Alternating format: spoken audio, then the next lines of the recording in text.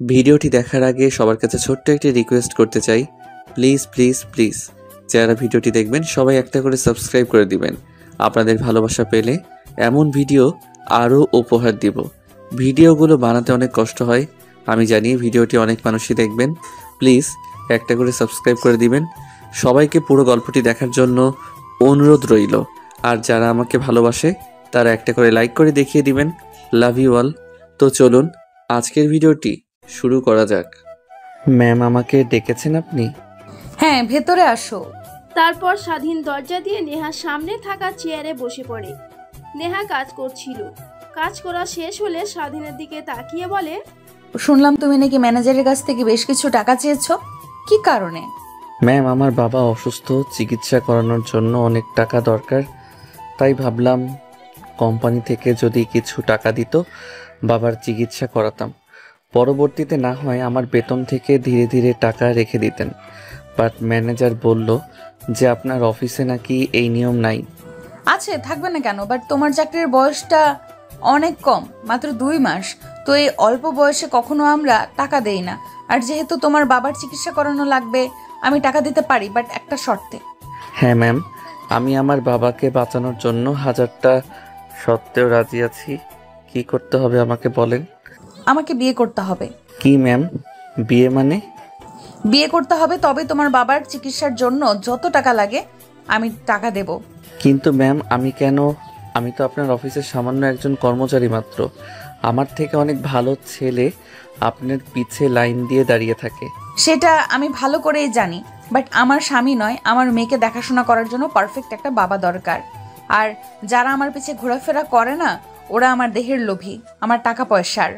আমিও তো ওই সকল ছেলেদের মতো হতে পারি ম্যাম। আমাকে স্বাধীনকে আর কোনো কথা বলতে না দিয়ে নেহা তার চেয়ার থেকে দাঁড়িয়ে জানলা দিয়ে বাইরের দিকে বেশ কিছুক্ষণ তাকিয়ে থাকেন। একটু পর চেয়ারে এসে বসে গম্ভীর একটা নিঃশ্বাস ফেলে বলতে লাগে, তুমি 2 মাস হলো আমার অফিসে কাজ করছো, কখনো তোমার কোনো খারাপ রিপোর্ট পাইনি। আজও প্রত্যেকের সঙ্গে ভালো ব্যবহার আর সৎভাবে কাজ করো, এইটাই আমার অনেক ভালো লেগেছে। তাই তোমাকে আমার মেয়ের বাবা বানাতে চাই। কিন্তু ম্যাম। কোনো কিন্তু না। যদি তোমার বাবাকে বাঁচাতে চাও তাহলে বিয়ে করো, না হলে আর কোনো প্রশ্ন করো না আমাকে। আচ্ছা ম্যাম, আমি আপনাকে ভেবে চিনতে তারপর না হয় বলছি। তারপর স্বাধীন নেহার কেবিন থেকে বের হয়ে যায়। দেখতে গিয়ে ভাবতে লাগে নেহা যা বলেছে তা করবে নাকি। এত বড় ঘরের একটা মেয়ে তাকে বিয়ে করতে চাচ্ছে, এই সব ভাবছিল স্বাধীন। ঠিক তখনই কেবিনে আসে তার বন্ধু। স্বাধীনকে ভাবতে দেখে টেবিলে হাত রাখতে স্বাধীনের ধ্যান ভেঙে যায়। আরে কি ভাবছিস? এভাবে আঙ্কেলের চিকিৎসা করানোর জন্য কি টাকা জোগাড় হয়নি? আমার কাছে অল্প কিছু টাকা আছে, রাখ। যা জানি এর থেকে কিছু হবে না, তাও রেখে দে। আরে না, কোনো দরকার হবে না। ম্যাডামকে বাবার চিকিৎসার কথা বলেছি, উনি আমাকে একটা প্রপোজাল দিয়েছে। তারপর স্বাধীন সজীবকে শুরু থেকে শেষ পর্যন্ত বলে। সজীব শুনে হা হয়ে যায়, যেন নিজের কানকে নিজে বিশ্বাস করতে পারে না। আরে কি বলছিস তুই, পাগল নাকি? রাজি হবি না? তোর জায়গায় আমি থাকলে এক পায়ে দাঁড়িয়ে যেতাম। ম্যাডামকে দেখতে যে হট, যে কোনো ছেলেই তো বিয়ে করতে রাজি হয়ে যাবে। ওনার একটা মেয়ে আছে 4 বছর বয়স, কিন্তু দেখে মনে হবে না ওইটা ওনার মেয়ে। মাঝে মাঝে নিয়ে আসতো, কিন্তু 2-3 মাস হলো অফিসে নিয়ে আসে না ম্যাম মেয়েকে। সজীবের কথা শুনে স্বাধীনের অনেক রাগ হয়, কিন্তু বুঝতে দেয় না। তার হাতে উপায় নেই নেহা ম্যামকে বিয়ে করা ছাড়া। তাই স্বাধীন বলে, তুই তো ভালো করে জানিস আমাদের অবস্থা। গ্রামে মা বাবা বোন থাকে, ওদের সংসার চালাতে হয়। আমাদের তেমন কিছু নেই যে যা বেচে বাবার চিকিৎসা করাবো। তাই ভাবছি ম্যামের প্রপোজালে রাজি হয়ে যাই। হ্যাঁ তাই কর, তো লাইফ সেটেল হয়ে যাবে। কারণ নেহা ম্যামের ঢাকা শহরে অনেক কোম্পানি আছে, আর অনেক অনেক কোটি টাকার মালিক। তারা স্যারের আর কোনো ছেলে নেই, শুধু একটাই মেয়ে। তুইও রাজার হালে চলতে পারবি। কিন্তু ভাই একটা কথা, বিয়ের পরে যেন কোনোভাবেই মুখ ফুসকে ম্যাডামকে বলে ফেলিস না আমি তাকে এসব কথা বলেছি। স্বাধীন একটা মুচকি হাসি দেয়। তারপর কাজ না থাকায় তার বন্ধুর সঙ্গে কথা বলতে লাগে। দেখতে দেখতে টিফিন পিরিয়ডের সময় হয়ে যায়। সবাই ক্যান্টিনে খাবার খেতে যায়। সজীবও ক্যান্টিনে এক কর্নারে টেবিলে গিয়ে খাবার খেতে লাগে। ঠিক তখনই সেখানে হাজির নেহা। স্বাধীনের পাশে দাঁড়িয়ে থাকে। স্বাধীন কাউকে তার পাশে দাঁড়িয়ে থাকতে দেখে তাকিয়ে দেখে নেহা। স্বাধীন অবাক হয়ে নেহার দিকে তাকিয়ে বলে, ম্যাম, আপনি এখানে? কিছু কি হয়েছে? না, কিছুই হয়নি, এমনিতেই এসেছিলাম। আর আমার প্রপোজালের রিপ্লাই কি? হ্যাঁ ম্যাম, আমিও রাজি আছি। বাট আমার কিছু শর্ত আছে, সেগুলো আপনাকে মানতে হবে। স্বাধীনের কথা শুনে নেহা ভুরু কুঁচকে তাকায়। এপাশ ওপাশ তাকিয়ে দেখে অনেক লোক, তাই স্বাধীনকে বলে, টিফিন সময় শেষ হলে আমার কেবিনে এসো, সেখানে কথা না হয় বলবো। কথাটা বলে নেহা ক্যান্টিনের দোকান থেকে পানির বোতল নিয়ে চলে যায়। স্বাধীন খাওয়া দাওয়া করে সজীবের সঙ্গে কথা বলে টিফিনের সময় শেষ হলে স্বাধীন নেহার দরজার কর্নারে। নেহা স্বাধীনকে ভিতরে যেতে বললে নেহার কেবিনের সামনে বসে পড়ে। হ্যাঁ বলো, তোমার আবার কি শর্ত আছে? ম্যাম, আপনি আমাকে বিয়ে করবেন তার মানে এই না যে আমাকে কিনে নিয়েছেন। আমার স্বাধীনতা আছে, আমি আমার মতো করেছি। স্বাধীনের কথা শুনে নেহা অট্টহাসি দিতে লাগে। স্বাধীন অবাক হয়ে যায়, সে হাসার আবার কি বলল। দেখ, তোকে বিয়ে করেছি মাত্র আমার মেয়েকে দেখাশোনা করার জন্য। তার বেস্ট পাপা লাগবে আমাকে বলেছে। না খেয়ে রয়েছে অনেক দিন, ঠিক মতো খাওয়া দাওয়া করে না, এর থেকে বেশি কিছু না। আর তো স্বাধীনতা, তুই তোর মতো জলদি অফিসে যেইভাবে কাজ করিস ঠিক ওইভাবেই আমার বাসায় থেকে আমার মেয়েকে দেখাশোনা করবি। ও আচ্ছা, তাহলে তো ম্যাম একটা বেবি কেয়ার রাখলেও পারেন যে আপনার বেবির দেখাশোনা করবে। রেখেছিলাম, বাট ওর পাপা লাগবে, এক কথাই বলে দিয়েছে। রাখ সেই সব কথা। তুই রাজি তো নাকি? স্বাধীন মাথা নেড়ে হ্যাঁ বোঝায়। তাহলে তো হয়েই গেল, রেডি হও, চলো এখনই বিয়ে করব তোকে। স্বাধীন অবাক হয়ে যায় নেহার কথা শুনে। ম্যাম, এখন বিয়ে করবেন মানে? তুই কি ভেবেছিস আমাদের বিয়ে হবে ঢাকঢোল পিটিয়ে? তা হবে না, শুধুমাত্র তুই, আমি, আমার বাবা মা আর আমার মেয়ে জানবো। অফিসের কেউ যেন জানতে না পারে। কথাটা বলে স্বাধীনের হাত এক প্রকার টানতে টানতে কেবিনের বাইরে নিয়ে আসে। তারপর অফিসের বাইরে চলে আসে স্বাধীন আর নেহা। এসে গাড়িতে বসে পড়ে। ড্রাইভারকে কাজী অফিসের কথা বললে ড্রাইভার কাজী অফিসের সামনে নিয়ে ব্রেক করে। নেহা গাড়ি থেকে তার কিছু বান্ধবীদের ফোন করে। একটু পর তারা চলে আসে। কি রে, আচমকা ফোন করলে আর বললি তাড়াতাড়ি করে আসতে, কি হয়েছে? কিছুই হয়নি, আমি বিয়ে করব আর তোরা সাক্ষী দিবি, এর জন্যই তোদেরকে এখানে ডেকে নিয়ে এসেছি। চল ভেতরে। ওয়েট, বিয়ে করবি মানে? আর জামাই কই? নেহা তার বান্ধবীদের কথা শুনে এপাশ ওপাশটাই দেখে স্বাধীন নেই। গাড়িতে গিয়ে দরজা খুলে দেখে ভেতরে বসে আছে। হাত টেনে বাহিরে বের করে নিয়ে আসে স্বাধীনকে। তারপর নেহা তার বান্ধবীর কাছে স্বাধীনকে দাঁড় করিয়ে দিয়ে বলে, এটাই হচ্ছে তোদের দুলাভাই, চিনে রাখ। তারপর নেহা তার বান্ধবীদের সঙ্গে বেশ কিছুক্ষণ কথা বলে স্বাধীনকে নিয়ে কাজী অফিসে চলে যায়। তারপর বিয়ে পড়াতে লাগে। বিয়ে পড়ানো শেষ হলে নেহা তার বান্ধবীদের আর স্বাধীনকে নিয়ে রেস্টুরেন্টে চলে যায় খাওয়া দাওয়া করার জন্য। খাবার অর্ডার দিয়ে নেহা সবার সঙ্গে কথা বলছিল। স্বাধীন কোনো কথাই নেই, নিচের দিকে তাকিয়ে মোবাইলে ফেসবুক স্ক্রলিং করছিল। তখনই পাশে থাকা একটা নেহার বান্ধবী বলে ওঠে, কি রে নেহা, ভাইয়া তো তোর থেকে দেখছি অনেক জুনিয়র, আর অনেকক্ষণ ধরে তো একসঙ্গে রয়েছি, একটা কথা বললো না? শুধু কবুল কবুল বলা ছাড়া। হ্যাঁ, আর ও ওইরকমই, কিছু মনে করিস না। তারপর নেহা স্বাধীনের হাতে চিমটি কাটলেই স্বাধীন নেহার বান্ধবীদের সঙ্গে কথা বলতে লাগে। এইভাবে বেশ কিছুক্ষণ সময় পার হয়ে যায়। স্বাধীন বলতেও পারছে না তার টাকাগুলো দিতে, তার বাবাকে চিকিৎসা করাতে হবে। নেহা তার বান্ধবীদের সঙ্গে কথা বলে ঘোরাঘুরি খাওয়া দাওয়া করে গাড়ি নিয়ে বাসার দিকে যাচ্ছিল।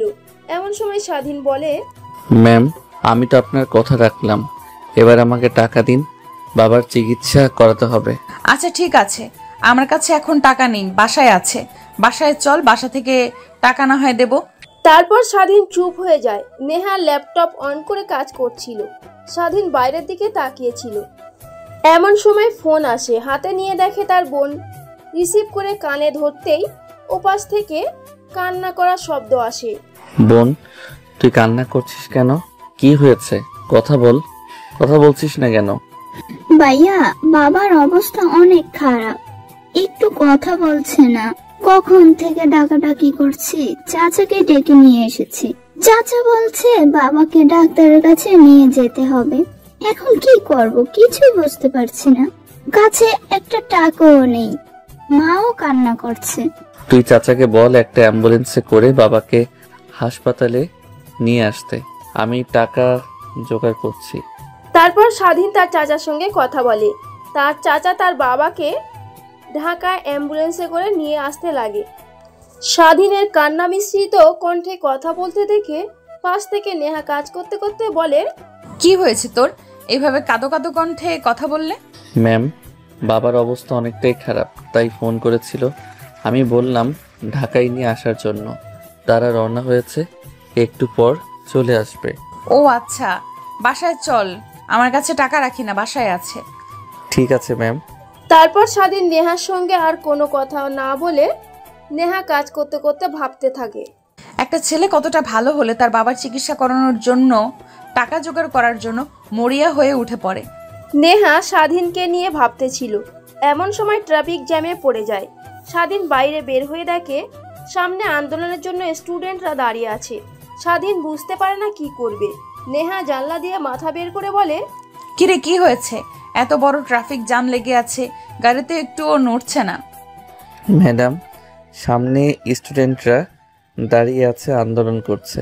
তারপর নেহা ড্রাইভারকে বিকল্প রাস্তা দিয়ে যেতে বলে। না ম্যাম, কিসে অনেক গাড়ি এসেছে, গাড়ি আর ঘুরানো যাবে না, এখানেই থাকতে হবে যতক্ষণ না এই আন্দোলন শেষ হচ্ছে। স্বাধীন চিন্তিত হয়ে গাড়িতে এসে বসে পড়ে। নেহা কাজ করছিল অনবরত। স্বাধীন তার বোনকে ফোন করে খবর নিতে লাগে। প্রায় 3 ঘন্টা পর আন্দোলন শেষ হলে গাড়ি চলাচল শুরু হয়। নেহা স্বস্তির নিঃশ্বাস ফেলে একটু পর বাসায় চলে আসে। নেহা স্বাধীনের হাত জড়িয়ে ধরে। স্বাধীন অবাক হয়ে যায়। স্বাধীনের অবাক মাখা মুখ দেখে নেহা বলে, অবাক হতে হবে না, আমার বাবা অনেক চালাক। কোনোভাবেই বুঝতে যেন না পারে আমি তোকে টাকা দিয়ে সাহায্য করে এর বিনিময়ে তুই আমাকে বিয়ে করেছিস। আর হ্যাঁ, আমি যা বলবো আমার কথায় মাথা নাড়াবি। ঠিক আছে ম্যাম। তারপর নেহা বাসার দরজায় এসে কড়া নাড়ে। একটু পর একটা কাজের মেয়ে এসে দরজা খুলে দেয়। নেহার সঙ্গে স্বাধীনকে দেখে অবাক হয়ে যায়। আপামনি, এটা কেডা? এর আগে তো কখনো এনারে দিই নেই। নতুন ফ্যান নাকি আপনার? নেহা একটা বাঁকা হাসি দিয়ে ভিতরে আসে। দেখে তার বাবা মা সবাই বসে টিভি দেখতেছে। স্বাধীনের হাত ধরে নেহা তার মা বাবার সামনে গিয়ে দাঁড়ায়। নেহার বাবা মা দুজনই অবাক হয়ে যায়। নেহার দিকে তাকিয়ে থাকে। বাবা, বিয়ে করেছি আমি, আর এই হচ্ছে সেই ছেলেটা যে তোমার নাতিনের বাবা। আমাদের মধ্যে ভুল বোঝাবুঝি হয়েছিল, আর এই কারণেই আমরা এতদিন আলাদা হয়েছিলাম। আজ সবকিছু ঠিকঠাক হয়েছে আর বিয়ে করে নিয়েছি। ও আমাদের সঙ্গেই থাকবে আর আমাদের মেয়েকে নিয়ে সব জায়গায় ঘোরাফেরা করবে। আমি তো সময় দিতে পারি না অফিসের জন্য। মানে কি বলছিস তুই? বিয়ে করে নিয়েছিস মানে? জেনির বাবা মানে? তারপর নেহা স্বাধীনকে নিয়ে সোফায় বসে পড়ে। তার মা বাবাকে সবকিছু বোঝাতে লাগে। স্বাধীন অবাক হয়ে তাকিয়ে থাকে। যখন বলতে বলে তখন বাধ্য ছেলের মতো মাথা নাড়িয়ে হ্যাঁ বোঝায়। তারপর নেহা তার মা বাবার সঙ্গে কথা বলা শেষ হলে স্বাধীনকে নিয়ে রুমে আসে। দেখে জেনিয়া মন খারাপ করে শুয়ে আছে। নেহা জেনিয়ার পাশে গিয়ে বসে মাথায় হাত বুলিয়ে দিতে জেনিয়া পিছন দিকে তাকায়। তুমি এসেছো কেন? তুমি আমার বাজে আম্মু, তার কারণেই আমার বাবা নেই। আমাকে সবাই এই কথা বলে, আমি কারোর সামনে আমার বাবাকে নিয়ে দাঁড় করাতে পারি না। তুমি যাও, তোমার সঙ্গে কোনো কথা নেই। কে বলেছে মা তোমার বাবা নেই? তোমার বাবা আছে আর তোমাকে অনেক ভালোবাসে। এই যে দেখো তোমার বাবা। স্বাধীনকে দেখিয়ে কথাটা বলে নেহা। জেনিয়া শোয়া থেকে উঠে দৌড়ে স্বাধীনের কাছে গিয়ে দাঁড়ায়। স্বাধীন জেনিয়াকে কোলে তুলে নেয়। তুমি আমার বাবা? এতদিন কোথায় ছিলে আমাদের ছেড়ে? আর জানো, সবাই আমাকে অনেক বাজে কথা বলতো আমার মাকে নিয়ে। আমি কিছুই বলতে পারতাম না, কারণ আমার যে বাবা নেই। এখন আমার বাবা আছে, কেউ কিছু বললে উচিত কথা বলবো। এই তো আমি এসেছি মা, তোমাকে ছেড়ে কোথাও যাব না। সারাক্ষণ তোমাকে নিয়ে ঘুরবো, তোমার সঙ্গে থাকবো। তারপর স্বাধীন জেনিয়াকে নিয়ে কথা বলতে বলতে ব্যালকনিতে নিয়ে যায়। তারপর দুজনে দুষ্টুমি করতে লাগে। পিছন থেকে নেহা সবকিছু দেখে মুচকে মুচকে হাসতে লাগে। চোখ বেয়ে 2 ফোঁটা অশ্রু বের হতেই নেহা হাতের উল্টো পিঠ দিয়ে মুছে ফেলে। তারপর ওয়াশরুমে চলে যায় গোসল করার জন্য। স্বাধীন জেনিয়ার সঙ্গে খেলছিল। এমন সময় নেহা ডাকতে লাগে। স্বাধীন জেনিয়াকে ব্যালকনিতে দাঁড় করিয়ে রুমে এসে দেখে কেউ নেই। দেখে ওয়াশরুম থেকে ডাকছে তাকে। স্বাধীন দরজার সামনে দাঁড়িয়ে বলে, ম্যাম, আপনি কি আমাকে ডেকেছেন? হ্যাঁ ডেকেছি, মানে গোসল করতে এসেছি, বাট ওয়ারড্রপে দেখো আমার জামা কাপড় আছে, ওগুলো আনতে ভুলে গেছি। আর ভেজা গা নিয়ে বাইরে বের হতে পারবো না, একটু এনে দিবে? নেহার কথা শুনে স্বাধীন অনেকটা লজ্জা পায়। তারপর ওয়ারড্রপ থেকে জামা কাপড় নিয়ে এসে নেহার হাতে দিতে যাবে, অমনি নেহা স্লিক কেটে জামায় টান লাগতেই স্বাধীনকে নিয়ে ফ্লোরে পড়ে যায়। স্বাধীন চোখ বন্ধ করে ফেলে মিটমিট করে তাকিয়ে দেখে তার শরীরের উপর স্বাধীন শুয়ে আছে। তার ঠোঁটের থেকে স্বাধীনের ঠোঁট বিন্দুমাত্র কয়েক ইঞ্চি তফাৎ। নেহা তার হাত দিয়ে স্বাধীনকে তার উপর থেকে সরিয়ে দেয়। স্বাধীন চোখ বন্ধ করেই নেহার উপর থেকে উঠে দরজা লাগিয়ে দিয়ে বলে, মানে ম্যাম সরি, আসলে আমি বুঝতে পারি নাই, আর আমি কিছুই দেখি নাই, বিশ্বাস করেন, চোখ বন্ধ করেছিলাম। স্বাধীন নেহাকে উদ্দেশ্য করে কথাটা বলে। তখনই পেছন থেকে জেনিয়া বলে ওঠে, কি মজা কি মজা, বাবা মাকে নিয়ে পড়ে গিয়েছিল তার উপরে। নেহা আর স্বাধীন দুজনই লজ্জা পেয়ে যায় জেনিয়ার কথা শুনে। স্বাধীন দূরে জেনিয়াকে কোলে করে মুখ চেপে ধরে বারান্দায় নিয়ে গিয়ে বলে, মা এসব কথা বলতে হয় না, কেউ শুনলে অনেক খারাপ বলবে আমাকে আর তোমার মাকে। তুমি কি চাও তোমার মা আর আমাকে খারাপ বলো? তো এসব কথা কাউকে যেন বলো না। স্বাধীনের কথা শুনে জেনিয়া মাথা দিয়ে হ্যাঁ বোঝায়। তারপর স্বাধীন জেনিয়ার সঙ্গে খেলা করতে লাগে। অন্যদিকে নেহার বাবা মা নিচে বসে থেকে নিজেদের মধ্যেই কথোপকথন করছিল। তোমার কি মনে হয় তোমার মেয়ে যা বললো সত্যি? কেন সত্যি হতে যাবে না? দেখলে না ছেলেটা কত সুন্দর, আর জিনিয়ার সঙ্গে কিরকম জানি ফেসটার মিল রয়েছে। তোমার কি মনে হয় তোমার মেয়ে যা বললো সত্যি? তুমি হয়তো বা জানো না, আমি ওই ছেলেটার সব ডিটেলস বের করেছিলাম। আমার মেয়ের এত বড় সর্বনাশ করেছে ওই হারামজাদাকে আমি শায়েস্তা না করে পারি? ওই ছেলে না। কি বলছো তুমি? তাহলে এই ছেলেটাকে আর আমাকে দিয়ে যে কথা বলো, তাহলে কি নেহা মিথ্যে কথা বললো? হ্যাঁ, নেহা মিথ্যা কথাই বলেছে। আসলে এই ছেলেটাকে আমি কোথায় যেন দেখেছি, মনে করতে পারছি না। মনে পড়েছে, এই ছেলেটা তো আমাদের অফিসে কাজ করেন। আমি মাঝে মাঝে নেহার সঙ্গে দেখা করতে গেলে দেখেছি, কিন্তু একে বিয়ে করলো কেন? নিশ্চয়ই এর মধ্যে কিছু না কিছু আমাকে বের করতেই হবে। আরে তুমিও না বুঝতে পারছো না, নেহা ছেলেটাকে ভালোবাসে, এর কারণেই বিয়ে করেছে। আমাদের যে দুজনকে মেনে নিয়ে ওদের দোয়া করবা, ওরা যেন সুখে শান্তিতে থাকে। মেয়েটাকে অনেক কান্না করতে দেখেছি, আর দেখতে চাই না। নেহার বাবা মা দুজনে দুজনের সঙ্গে কথা বলছিল। এদিকে নেহা গোসল করে বের হয়। স্বাধীন নেহার দিকে একবার তাকিয়ে চোখ ফিরিয়ে নেয়। জেনিয়ার সঙ্গে খেলা করতে লাগে। এমন সময় স্বাধীনের ফোনে রিংটোন হতে লাগে। হাতে নিয়ে দেখে তার বোন ফোন করেছিল। কিছুক্ষণের জন্য স্বাধীন ভুলে গিয়েছিল সব। ফোন রিসিভ করে ওপাশ থেকে স্বাধীনের বোন বলতে লাগে, ভাইয়া কোথায় তুমি? আমরা তো ঢাকা হয়ে হসপিটালে ভর্তি করেছি, কিন্তু তুমি কোথায়? একটু দাঁড়া, আমি টাকা নিয়ে এক্ষুনি আসছি। তারপর স্বাধীন জেনিয়াকে কোলে করে রুমে এসে দেখে নেহা ড্রেসিং টেবিলের সামনে বসে থেকে চুলগুলো হেয়ার ড্রাই করছিল। স্বাধীন জেনিয়াকে খাটের উপর বসিয়ে দিয়ে বলতে লাগে, ম্যাম বাবাকে ঢাকায় নিয়ে এসেছি, আপনি যদি টাকাগুলো দিতেন তাহলে আমি নিয়ে যেতাম। স্বাধীনের কথা শুনে নেহা পেছন ফিরে বড় বড় দৃষ্টিতে তাকায়। স্বাধীন অবাক হয়ে যায়। নেহা বসা থেকে উঠে স্বাধীনের কলার চেপে ধরে ব্যালকনিতে নিয়ে গিয়ে দেয়ালের সঙ্গে চেপে ধরে বলতে লাগে, তোকে তো বলতে ভুলে গিয়েছি, আমার মেয়ের বয়স 4 বছর না হয়, ও অনেক কিছুই বুঝতে পারে। ওর সামনে আমাকে ম্যাম বলে ডাকবে না, আমার নাম কিংবা যে কোনো কিছু বলে ডাকবি। আর টাকা লাগবে তো, তাই না? দিচ্ছি, এখানেই দাঁড়া। কথাটা বলেই নেহা রুমে প্রবেশ করে ওয়ার্ড্রপ থেকে টাকা বের করে ব্যালকনিতে এসে স্বাধীনকে দিয়ে দেয়। স্বাধীন টাকাগুলো প্যান্টের পকেটে রেখে জেনিয়ার কাছে এসে মাথায় আলতা করে একটা চুমু দিয়ে বলে, মা তুমি থাকো, আমি একটু পর আবার আসছি। তুমি কি খাবে বলো? না বাবা, তুমি যাবে না। আমি জানি তুমি গেলে আর আসবে না, প্লিজ যেও না। না মা, তোমার বাবা আবার আসবে, দেখে নিও। তোমার বাবার কাজ আছে, কাজ করতে যায়। আমি যেমন কাজ করতে যাই, একটু পর চলে আসবে, তখন তুমি আবার তোমার বাবার সঙ্গে আড্ডা দিও। হ্যাঁ, এবার যেতে দাও তোমার বাবাকে। ওকে বাবা, তুমি যাও। বাই। আমার জন্য আসার সময় মজা নিয়ে এসো। হ্যাঁ, চকলেট লুকিয়ে লুকিয়ে নিয়ে এসো, মা দেখলে আবার খেতে দেবে না। ঠিক আছে মা। তারপর স্বাধীন নেহার রুম থেকে বের হয়ে মেন দরজার দিকে যেতে যাবে, অমনি বসার রুম থেকে নেহার বাবা ডাকতে লাগে। তারপর স্বাধীন নেহার বাবার সামনে গিয়ে দাঁড়িয়ে থাকে। নেহার বাবা স্বাধীনকে প্রশ্ন করে, দেখো বাবা, আমি আমার মেয়েকে ভালো করেই জানি। ও যতই মিথ্যা কথা বলুক না কেন, ওর যে বয়ফ্রেন্ড ছিল ওর সম্বন্ধে সব খবরাখবর বের করেছিলাম আমি। তুমি নয়, ওই ছেলেকে এবার বল তুমি কি। মানে স্যার কিভাবে বলি যে? সমস্যা নেই বাবা, তুমি আমাকে খুলে বলতে পারো, আমি কাউকে কিছু বলবো না। মানে স্যার, নেহা ম্যাম আমাকে আমার বাবার চিকিৎসার জন্য টাকা দিয়েছে। এর কারণে বলেছে আমি যেন তাকে বিয়ে করি। ও আচ্ছা, এ ব্যাপার। তা তুমি যেতে পারো বাবা। স্যার, একটা কথা বলবো। আমি যে আপনাদেরকে বলেছি এই কথা যেন ম্যামকে না বলেন। ম্যাম এমনিতেই বলেছে আমার কোনো বিষয়ে সন্দেহ যেন না করেন আপনারা। ওকে বাবা, তুমি যেতে পারো, কাউকে বলবো না। তারপর স্বাধীন নেহার বাড়ি থেকে বের হয়ে আসে, বাইরে রিক্সার জন্য অপেক্ষা করছিল। এমন সময় আবার ফোন আসে, হাতে নিয়ে দেখে তার বোন।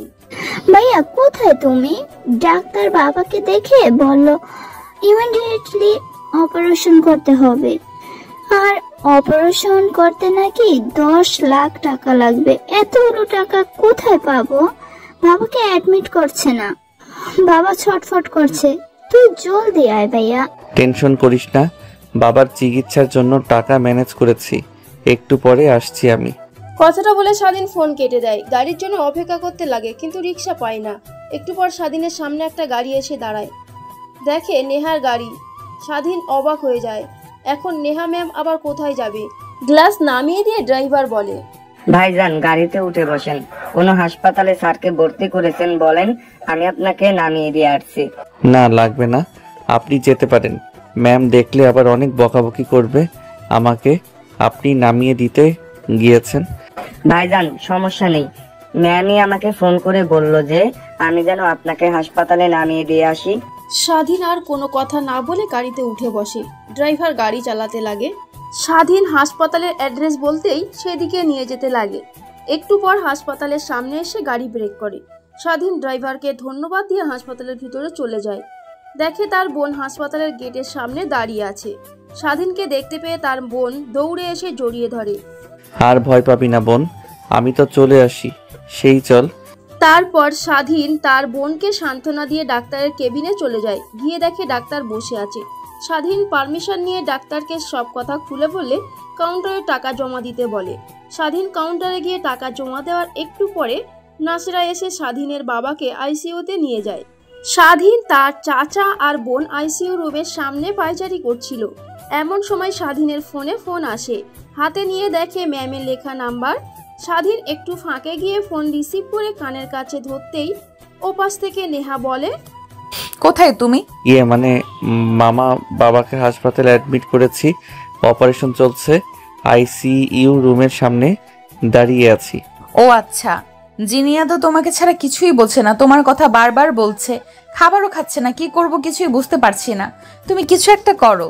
ঠিক আছে ম্যাম, আপনি ফোনটা জেনিয়ার কাছে দিন, আমি বলছি। তারপর নেহা ফোন জিনিয়ার কাছে দিলেই ওপাশ থেকে বলে, তুমি বোঝো বাবা, আমার তোমার সঙ্গে আর কোনো কথা নেই, তোমার সঙ্গে কথাই বলবো না কোনো। প্লিজ মা, রাগ করো না, বাবা একটা কাজে আটকে গিয়েছে, সময় মতো তোমার কাছে ঠিক চলে যাবে। তুমি খাবার খেয়ে মার সঙ্গে ঘুমিয়ে পড়ো, দেখবে সকালে আমি তোমার পাশে শুয়ে আছি, তোমাকে জড়িয়ে ধরে। তাহলে হবে না, তুমি সব কাজ রেখে আমার কাছে আসো, না হলে খাবার খাবো না, আর তোমার সঙ্গে কোনো কথাও বলবো না। জিনিয়া কথাটা বলেই রাগ করে তার মার কাছে ফোন দিয়ে দেয়। কি করবে এখন? একদম ও আমার মতো হয়েছে জানো, আমিও অনেক রাগী ওর মতো, অল্পতেই অনেক রেগে যেতাম, কিন্তু এখন দেখো এত বড় অফিস সামলাই কিন্তু একটুও রাগি না। আমার মাথাতেও তো কিছু আসছে না, বাবাকে এখানে এইভাবে রেখে কিভাবে যাব ম্যাম বলেন? ওইখানে তো তোমার বোন আর চাচা আছে, তোমার না থাকলেও চলবে। কিন্তু ম্যাম আমি। স্বাধীনকে আর কোনো কথা বলতে না দিয়ে ওপাশ থেকে নেহা আবারও বলতে লাগে, প্লিজ কোনো কিন্তু বলো না, কারণ আমার মেয়ে যা একবার ডিসাইড করে তা করে ছাড়ে।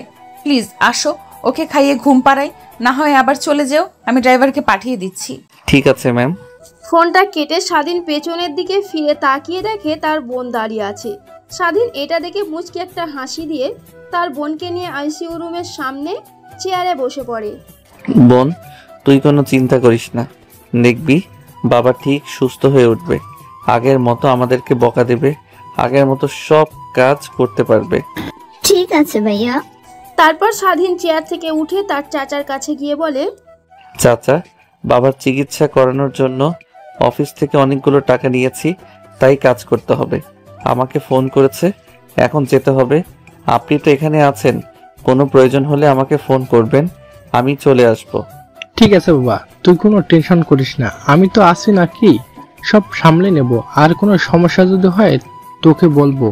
তারপর স্বাধীন তার বোনের কাছে এসে কপালে একটা চুমু খেয়ে কাজে যেতে হবে কথাটা বলে হসপিটালের বাইরে আসে। দেখে নেহার গাড়ি দাঁড়িয়ে আছে। স্বাধীন গিয়ে বসে পড়ে। ড্রাইভার গাড়ি চালিয়ে নেহার বাসার দিকে যেতে লাগে। এমন সময় ড্রাইভার বলে, ভাইজান একটা প্রশ্ন করব, যদি আপনি কিছু মনে না করেন তাহলে। স্বাধীন ড্রাইভারের কথা শুনে অবাক দৃষ্টিতে মাথা নাড়িয়ে হ্যাঁ বোঝায়। তারপর ড্রাইভার বলতে লাগে, ভাইজান আপনার আর আপামনের বিয়ে হয়েছে নাকি? যতদিন আপামনের সঙ্গে কাজ করেছি কখনো দেখিনি কোনো ছেলের সঙ্গে চলাফেরা করতে। আই মিন আপনি যেভাবে আজকে ম্যামের সঙ্গে আসলেন তাই আর কি। স্বাধীন হ্যাঁ বলতে যাবে তখনই মনে পড়ে যায় নেহার কথা। নেহা তাকে বলেছে এই সম্পর্কের কথা বাইরের কেউ জানতে না পারে।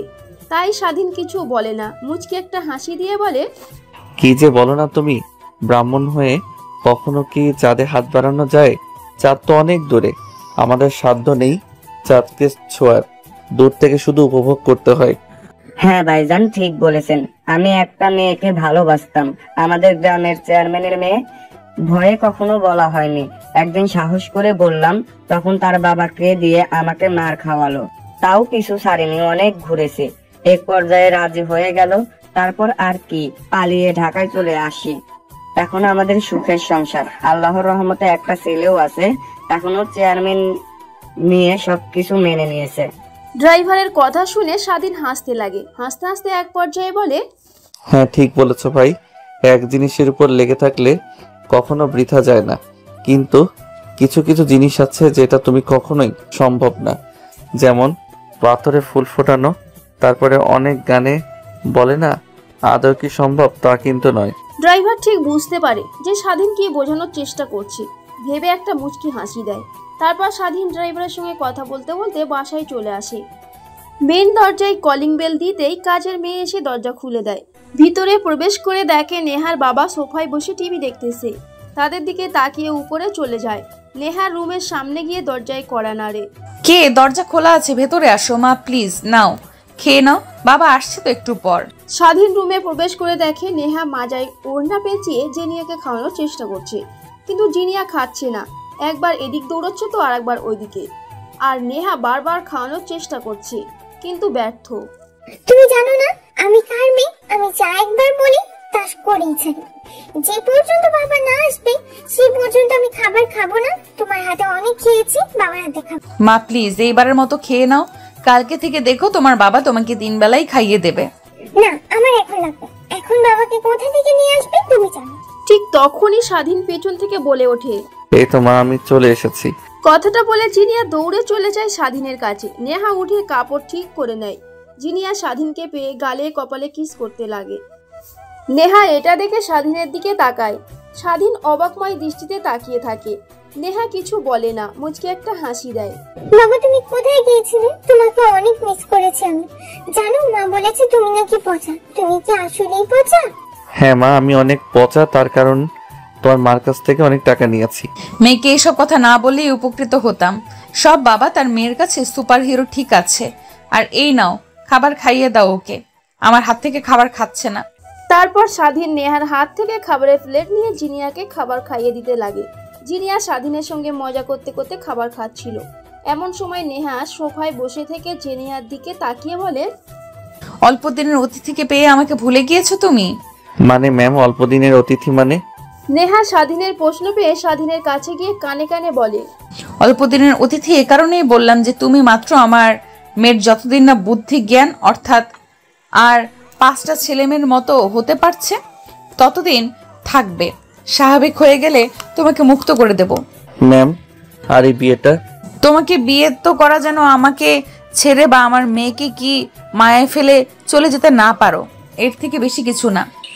স্বাধীন আর কোনো কথা না বলে জিনিয়াকে খাবার খাইয়ে দিতে লাগে।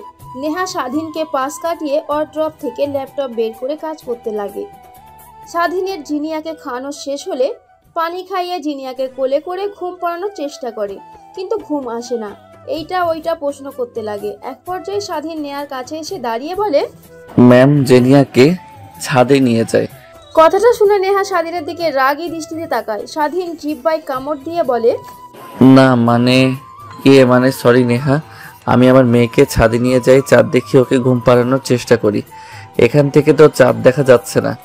ঠিক আছে, নিয়ে যাও, বেশি রাত থেকো না, ওরা আবার ঠান্ডা লেগে যেতে পারে। তারপর স্বাধীন জেনিয়াকে কাঁধে করে ছাদে নিয়ে আসে। নতুন চাঁদ, বড় বড় বিল্ডিং এইসব দেখাতে লাগে, কিন্তু জেনিয়ার ঘুম আসে না। রাত যখন অনেক বেশি হয়ে যায়, স্বাধীন জেনিয়াকে ছাদ থেকে অমন করেই কোলে করে নেহা রুমে নিয়ে আসে। দেখে নেহা কাজ করছে। জিনিয়া ঘুমিয়ে গিয়েছে। এত লেট হলো ঘুম পাড়াতে? এই যে মাম্মা এখনো ঘুমায়নি। স্বাধীনের পিঠের উপর থেকে মাথা সরিয়ে কথাটা বলে জিনিয়া। জিনিয়ার কথা শুনে নেহা পুনরায় কাজ করতে লাগে। স্বাধীন জিনিয়াকে খাটে শুইয়ে দিয়ে নেহার পাশে এসে দাঁড়িয়ে বলে, ম্যাম, জেনিয়া এতক্ষণ হয়ে গেল তাও ঘুম আসছে না। বাবার কাছে যেতে হবে, চিকিৎসা করছে, কি অবস্থা না জানলে কেমন নাম হয়। আর ফোনেও চার্জ নেই, যে বোনের কাছে ফোন করে জানবো। ও আচ্ছা, এই ব্যাপারটা। তোমার বাবা কোন হসপিটালে ভর্তি? তারপর স্বাধীন নেহাকে তার বাবা কোন হসপিটালে ভর্তি আর ট্রিটমেন্ট নিচ্ছেন এই কথাটা বলেন। হাসপাতালের কথা শুনে নেহা বলে ওঠে, ও এই হসপিটালে? এখানে তো আমার বন্ধু কর্মরত, ওর বাবার হসপিটাল ওইটা। তুমি আগে বলবে না? ওয়েট, আমি এক্ষুনি ফোন করে সবকিছু জেনে নিচ্ছি। তোমার বাবার ওয়ার্ড নাম্বার আর রোগীর কাউন্টার নাম্বারটা বলো। তারপর নেহা তার বন্ধুকে ফোন করে। রিসিভ করে নেহা তার বন্ধুর কাছ থেকে স্বাধীনের বাবার সম্পর্কে সব ডিটেলস নিয়ে নেয়। স্বাধীন কাঁপতে লাগে। তার বাবা কেমন আছে এখন? নেহা কথা বলা শেষ করে স্বাধীনের দিকে তাকায়, দেখে স্বাধীন কাঁপছে। এটা দেখে নেহা মুচকি একটা হাসি দিয়ে বলে, আরে পাগল ছেলে নাকি তুমি? এইভাবে কাঁদছো কেন? চিন্তার কোনো বিষয় নাই, তোমার বাবা একদম বিপদমুক্ত আছে। একটু পর তাকে কেবিনে শিফট করা হবে। তুমি এক কাজ করো, এখানেই থেকে যাও, জিনিয়াকে ঘুম পাড়িয়ে দাও, না হলে ও আজকে রাতে ঘুমাবে না। দেখো, জেদ ধরে না ঘুমিয়ে থাকবে। কিন্তু ম্যাম, কি করব এখন আমি? আর আপনি তো আমাকে আমার রুম দেখিয়ে দেননি। কি বলছো তুমি? মাথা ঠিক আছে তোমার? আলাদা রুম মানে? আমার রুম মানেই তো তোমার রুম। আর জিনিয়া আমার সঙ্গে ঘুমায়, আর আমি জিনিয়াকে ছাড়া ঘুমাতে পারবো না। তুমি জিনিয়াকে মাঝখানে দিয়ে সাইডে ঘুমিয়ে পড়ো, আমি কাজ শেষ হলে ঘুমিয়ে পড়বো। কথাটা শুনে স্বাধীন নেহার কাছ থেকে উঠে খাটে গিয়ে জিনিয়াকে নিয়ে ঘুমানোর চেষ্টা করে, কিন্তু জিনিয়ার ঘুম আসে না। শেষমেশ স্বাধীন জিনিয়াকে তার বুকে ছুঁয়ে দিয়ে হাত দিয়ে থাপড়াতে লাগে। এক পর্যায়ে জিনিয়া ঘুমিয়ে যায়। স্বাধীনও তাকে জড়িয়ে ধরে ঘুমিয়ে যায়। নেহার কাজ করা শেষ হলে নাইট ড্রেস পরে খাটের কাছে এসে দেখে স্বাধীন জিনিয়াকে জড়িয়ে ধরে ঘুমিয়ে আছে। এটা দেখে নেহা বাকরুদ্ধ হয়ে বলে, আর যদি তুমি থাকতে, তোমার মেয়ে তোমাকে এভাবে জড়িয়ে ধরে ঘুমাতো, আর অন্য কোনো লোকের কাছে এভাবে যেতে হতো না। বাবার অধিকার নিয়ে আল্লাহ জানে স্বাধীন আগেও আমার মেয়েকে তার বাবার মর্যাদা আর সম্মান দিতে পারবে কিনা। অন্য একজনের মেয়েকে কখনো কেউ ভালোবাসতে পারে? কথাটা ভাবতে লাগে। এমন সময় নেহার চোখ বেয়ে এক ফোঁটা অশ্রু পড়তে যাবে, অমনি নেহা তার চোখ মুছে নেয়। নাইট লাইট অফ করে ডিম লাইট জ্বালিয়ে স্বাধীনের পাশে ঘুমিয়ে পড়ে নেহা। নেহাকে স্বাধীনের বুক থেকে সরিয়ে দেয় না। সকালবেলা সবার আগে জিনিয়ার ঘুম ভেঙে যায়। তারপরে স্বাধীনের বুক থেকে উঠে দেখে নেহা স্বাধীনকে জড়িয়ে ধরে আছে। জিনিয়া উঠে নেহার ফোন দিয়ে 3টা ছবি তুলে নেয়। তারপর জিনিয়া ওয়াশরুমে চলে যায়। নিজে নিজেই ফ্রেশ হয়ে ব্রাশ করে নিচে চলে আসে নানা নানির কাছে। অন্যদিকে নেহার ঘুম ভাঙতে দেখে সে স্বাধীনকে জড়িয়ে ধরছে। স্বাধীন তাকে জড়িয়ে ধরেছে। নেহা লজ্জা পেয়ে যায়, স্বাধীনের কাছ থেকে ছাড়া পেতে যাবে, অমনি স্বাধীনেরও ঘুম ভেঙে যায়। নেহা চোখ বন্ধ করে ফেলে। অন্যদিকে স্বাধীন ঘুম ভাঙতেই নেহাকে তার সামনে দেখে অবাক হয়ে যায়। জিহ্বায় কামড় দিয়ে তড়িঘড়ি করে উঠে দাঁড়ায় আর মনে মনে ভাবতে লাগে, আল্লাহ, যাই হোক, আমার আগে ঘুম ভেঙেছে। না হলে যদি আমার আগে ম্যামের ঘুম ভাঙতো তাহলে তো আমাকে আজকেই মেরে ফেলতো। কথাটা বলেই স্বাধীন তড়িঘড়ি করে ওয়াশরুমে চলে যায়। গোসল করে বাইরে এসে দেখে নেহা ঘুম থেকে উঠে চোখ কসলাতে কসলাতে বসে আছে। ঘুম থেকে উঠে তন্ন তন্ন করে জিনিয়াকে খুঁজছিলাম, কিন্তু কোথাও দেখছি না। তুই কি কোথাও দেখেছিস? কই ম্যাম, আমিও তো দেখি নাই। ঘুম থেকে ওঠার পর জেনে এক রুমে দেখি নাই, হয়তোবা ওর নানু না নিয়ে ওর সঙ্গে গিয়ে আড্ডা দিচ্ছে। কি হলো? তুমি, তোমার মাথা ঠিক আছে? জিনিয়া কখনো একা একা এক রুম থেকে একবার বের হয়নি, আর তুমি বলছো ফ্রেশ হয়ে ওর নানা নানির কাছে গিয়ে আড্ডা দিচ্ছে। কথাটা বলে নেহা রুমের বাইরে এসে সিঁড়ি দিয়ে নিচে তাকিয়ে দেখে জিনিয়া তার নানি নানুর সাথে কথা বলছে হেসে হেসে। নেহা দেখে স্বস্তির একটা নিঃশ্বাস ফেলে। তারপর রুমে এসে দেখে স্বাধীন ফ্রেশ হয়ে তোয়াল পেঁচিয়ে বাইরের ড্রেসিং টেবিলের সামনে চুলগুলো শুকাচ্ছিল। নেহা পেছন থেকে স্বাধীনের বডি ফিটনেসের দিকে তাকিয়ে ড্যাব ড্যাব করে ভাবতে লাগে, এর আবার সিক্স প্যাক হলো কোথা থেকে? কখনো তো জিমে যেতেই দেখলাম না, নাকি গ্রামের ছেলেদের এরকমই হয় সবকিছু? কথাটা বলেই নেহা তার মাথায় আলতো করে আঘাত করতে যাবে, জোরে সোরে মাথায় থাপ্পড় দিয়ে ফেলে। নেহা চিৎকার দিয়ে ওঠে। এটা স্বাধীনের চোখের আড়াল হয় না। পিছন দিক থেকে তাকাতে দেখে নেহা দাঁড়িয়ে আছে। স্বাধীন ড্রেসিং টেবিলের সামনে থেকে সরে নেহার কাছে এসে দাঁড়িয়ে বলে, ম্যাম কিছু বলবেন? না মানে বলতে চাচ্ছি যে নিচে জিনিয়া তার নানা নানুর সঙ্গে খেলা করছে, তুমি ওকে নিয়ে যেন আর না ভাবো। কথাটা বলেই নেহা আর কোনো কথা না বলে ওয়ার্ড্রপের ভেতর থেকে জামা কাপড় বের করে ওয়াশরুমে চলে যায়। স্বাধীন নেহার যাওয়ার দিকে অবলোক দৃষ্টিতে তাকিয়ে থাকে। তারপর স্বাধীন ব্যালকনিতে চলে যায়। বাইরে তাকিয়ে দেখতে লাগে অনেক বড় বিশাল একটা বাড়ি। 3 বছর পর। মা, তুমি এখনো কেক কাটছো না কেন? আর রুমের মধ্যে গোমরা মুখ করে বসে আছো কেন? বাহিরে তো সবাই তোমার জন্য অপেক্ষা করছে। তোমাকে তো বলেছি মা, আমি বাবাকে ছাড়া কেক কাটবো না। তুমি প্রত্যেকবার জন্মদিনে বলো পরের জন্মদিনে বাবা আসবে, কিন্তু এখনো আসলো না বাবা। না আসলে আমি রুম থেকে বেরও হব না, কেকও কাটবো না, এই বলে দিলাম। এত বড় মেয়ে হয়ে অবুঝের মতো কথা বলো না জিনিয়া। তুমি ভালো করে জানো তোমার বাবা বাহিরে গিয়েছে কাজ করার জন্য। তো কি হয়েছে? আমার জন্মদিনেও কি সে আসতে পারবে না? হ্যাঁ, আসবে না কারণ তোমার বাবা তোমাকে ভালোবাসে না, পছন্দ করে না, তাই চলে গিয়েছে তোমাকে আর আমাকে একা রেখে দূরে। আমি ভালো করেই জানি তুমি আমাকে আমার বাবার কাছ থেকে দূরে সরিয়ে রেখেছো, ছোট থেকে যেরকম ভাবে রেখেছিলে যে দেখলে আমি আমার বাবাকে অনেক ভালোবাসি, তোমার থেকে বেশি অমনি তুমি জেলাস ফিল হয়ে বাবাকে সরিয়ে দিয়েছো। যাবার সময় বাবা আমাকে জড়িয়ে ধরে কপালে চুমু দিয়েছিল বলে সেই যে আবার ফিরে আসবে একদিন তোমার থেকে বড় কিছু হয়ে। নেহা মেয়েকে কি বলে বুঝ দেবে বোঝাতে পারে না, আমতা আমতা করে বলতে লাগে। ঠিক তখনই বাসার সামনে সাই সাই করে অনেকগুলো গাড়ি এসে দাঁড় হয়। নেহা চিন্তিত হয়ে সোফায় বসেছিল। অমনি জিনিয়া চিৎকার দিয়ে বেলকনির দিকে যেতে লাগে আর বলতে লাগে, এই তো আমার বাবা চলে এসেছে, আমি শিওর এইটাই আমার বাবা হবে। কথাটা বলে জিনিয়া বেলকনির কাছে গিয়ে দেখে অনেকগুলো প্রাইভেট কার দাঁড় করানো রয়েছে, তার পাশে অনেকগুলো কালো পোশাক পরিহিত বডিগার্ড। ঠিক তখনই দরজা খুলে বাইরে বের হয় স্বাধীন। জিনিয়া তার বাবাকে দেখে চিৎকার দিয়ে ওঠে, ব্যালকনি থেকে দৌড় দিয়ে রুমে আসে। নেহার সামনে এসে নেহার হাত ধরে টানতে লাগে আর বলতে লাগে, মাম মাম চলো কেক কাটবো। জিনিয়ার কথা শুনে নেহা মুখ তুলে জিনিয়ার দিকে তাকিয়ে মুচকি একটা হাসি দিয়ে জিনিয়ার হাত ধরে রুমের বাইরে সিঁড়ি ভেঙে নিচে এসে দেখে অনেকগুলো বডিগার্ড চারপাশ দিয়ে দাঁড়িয়ে আছে। নেহা দেখে অবাক হয়ে যায়। সে এমন কোনো ভিআইপিকে ইনভাইট করেনি যার এত বডিগার্ড আছে। প্রশ্নসূচক দৃষ্টি নিয়ে নেহা তাকিয়ে নিচে নামতে লাগে। ঠিক তখনই দেখতে পায় সোফায় বসে আছে স্বাধীন। দেখে চেনার উপক্রম নেই যে এই ছেলেটাই সে।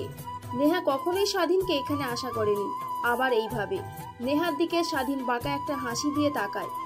তারপর জিনিয়া নেহার হাত থেকে হাত ছাড়িয়ে দৌড়ে স্বাধীনের কাছে গিয়ে জড়িয়ে ধরে কপালে কিস করে বলতে লাগে, বাবা তুমি আমাকে রেখে কোথায় গিয়েছিলে? যাবার সময় বললে যে তুমি খুব তাড়াতাড়ি আমার কাছে ফিরে আসবে এত বছর পর। না বাবা, অনেক বিজি ছিল তাই আসতে পারি নাই। আই এম সরি, কান ধরছি।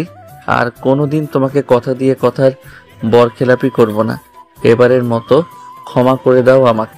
স্বাধীন তার কান ধরে বাচ্চাদের মতো করতে লাগে। আশেপাশে সবাই হাঁ হয়ে যায়। নেহা অবাক হয়ে যায়। নেহা স্বাধীনের কাছে গিয়ে জিনিয়ার হাত ধরে টানতে টানতে নিয়ে আসতে লাগে। জিনিয়া স্বাধীনের হাত শক্ত করে জড়িয়ে ধরে। আশেপাশে থাকা সবাই নিজেদের মধ্যে কানাঘুষো করছিল। এই ছেলেটাকে এর আগে তো কখনো নেহাদের বাসায় দেখিনি, হঠাৎ এসেছে মনে হচ্ছে। অনেক বড় লোক আর জিনিয়া এসে ছেলেটাকে জড়িয়ে ধরে বাবা বাবা বলছে। তার মানে কি জিনিয়ার বাবা এইটাই? মামা আমি বাবাকে ছাড়া কোথাও যাব না, প্লিজ তুমি আমাকে ছেড়ে দাও। অনেক দিন পর বাবা এসেছে, আমি বাবার সঙ্গে বাইরে ঘুরতে যাব। কে তোমার বাবা? তিনি তোমার বাবা না, তোমার বাবা মারা গেছে। আর এই হচ্ছে। বাকি কথা বলতে গিয়েও নেহা থেমে যায়। স্বাধীন তাকিয়ে থাকে নেহার বাঁকা কথা শোনার জন্য। কিন্তু কিছুই বলে না। নেহা থ মেরে সেখানে দাঁড়িয়ে থাকে। জিনিয়া রেগে নেহার হাতে কামড় বসিয়ে দেয়। নেহা জিনিয়ার হাত ছাড়া পেয়ে দৌড়ে স্বাধীনের কাছে গিয়ে জড়িয়ে ধরে বলতে লাগে, বাবা, তোমার কাছ থেকে আমাকে আর কেউ দূরে রাখতে পারবে না। আমি জানি তুমি মাকে ভয় পেয়ে আমাকে রেখে চলে গিয়েছিলে। এখন আমি বড় হয়েছি, তোমাকে আর ভয় পেতে হবে না মাকে। দেখো মা, কেউ কিছু বলেনি আমাকে। আমি ব্যবসার কাজে চলে গিয়েছিলাম তোমাকে রেখে। আর কেউ মাকে এভাবে কথা বলে? যাও, তোমার মার কাছে সরি বলো। আর অনেক সময় হয়ে গিয়েছে, সবাই অপেক্ষা করছে। চলো, কেক কাটো। জিনিয়া হাসি দিয়ে তার মায়ের কাছে যায়। নেহা বসে থাকে ফ্লোরে। তুলতে লাগে জিনিয়া, কিন্তু ওঠে না। নেহা গিয়ে জিনিয়াকে একটা থাপ্পড় লাগিয়ে দিয়ে গট গট করে রুমে চলে যায়। স্বাধীন নেহার পিছু পিছু নেহার রুমের দিকে যেতে লাগে। কোনো দিকে না তাকিয়ে খট করে দরজা লাগিয়ে দেয়। স্বাধীন বাইরে থেকে দরজায় কড়া নাড়তে লাগে। দেখুন ম্যাম, আই এম সরি। আসলে এখানে আমার আসা উচিত হয়নি, এটা আমি ভালো করে জানি। কিন্তু কি আর করব বলেন, সোজা বিদেশ থেকে এখানে এসেছি। জেনিয়াকে অনেক দেখতে ইচ্ছে করছিল, আর তখনই মনে পড়ে যায় আজকে তো জেনি আরও জন্মদিন, তাই আরও তাড়াতাড়ি চলে এসেছি। এসে তো ভালোই করেছিস তুই। আমার মেয়েকে আমার কাছ থেকে দূরে সরিয়ে দিয়েছিস। আর কি চাস তুই? দেখ, তোকে বলেছিলাম না তুই আমার মেয়ের কাছ থেকে দূরে চলে যায়। এর বিনিময়ে যত টাকা চাস তোকে তত টাকাই দিয়েছি। আবার ফিরে এসেছিস কেন তুই? আরো টাকা লাগবে বল, আমি তোকে আরো টাকা দেব। কিন্তু প্লিজ তুই আমার আর আমার মেয়ের জীবন থেকে সরে যা। ঠিক আছে ম্যাম, আপনি যেহেতু বলছেন তাহলে চলে যাব। এখন রাগ না করে প্লিজ আসেন, কেক কাটি। সবাই নিচে অপেক্ষা করছে। স্বাধীনের কথা শুনে নেহা হাতের উল্টো পিঠ দিয়ে চোখ মুছে ফেলে। তারপর নিজেকে সামলে নিয়ে দরজা খুলে বাইরে আসে। তারপর নেহা স্বাধীনকে পাশ কাটিয়ে নিচে চলে যায়। স্বাধীন নেহার পিছু পিছু নিচে চলে আসে। তারপর জিনিয়াকে নিয়ে কেক কাটতে লাগে। সবাই হাত তালি দিয়ে জিনিয়াকে উৎসাহ দিতে লাগে। জিনিয়া কেক কেটে আগে স্বাধীনকে খেতে দেয়। এইটা দেখে নেহা অনেক রেগে যায়, কিন্তু হাসি মুখে তাকিয়ে থাকে। দেখতে দেখতে সবাই গিফট দিতে লাগে। নেহার সঙ্গে জিনিয়ার সঙ্গে কথা বলে সবাই চলে যায়। পুরো বাসা ফাঁকা, শুধু নেহার বাবা, নেহার মা আর নেহা আর জিনিয়া রয়েছে। ঠিক তখনই জিনিয়া স্বাধীনের কাছে এসে বলে, বাবা, সবাই তো অনেক গিফট দিল, আমাকে তুমি তো কিছু গিফট দিলে না। আমার তো মনেই নেই। এই যে এই পেপারটা তোমার, আর এই পেপারটা তুমি তোমার মাকে দেবে যখন আমি এই বাসা থেকে চলে যাব, কেমন? ঠিক আছে, বাট এই কাগজে কি আছে বাবা? খুলে দাও, আমাকে দেখি। অনেক বড় একটা সারপ্রাইজ গিফট তোমার মার কাছে দিলে, খুলে দিলে তখন তুমি দেখো। আর বিশেষ করে এই কাগজটা তোমার মাকে দিব। তার মানে কি বাবা, তুমি চলে যাবে এখন আমাকে আর মাকে রেখে আবার অনেক দিনের জন্য? জিনিয়ার কথা শুনে স্বাধীন তার মুখে কৃত্রিম একটা হাসির রেখা টেনে বলতে লাগে, হ্যাঁ মামুনি, যেতে তো হবেই। আমাকে কাজ করার জন্য আবার আসবো তোমাকে দেখার জন্য। প্লিজ বাবা, তুমি যেও না। তোমার মতো আমাকে আর কেউ বাইরে নিয়ে ঘোরায় না। মা সবসময় অফিস করে।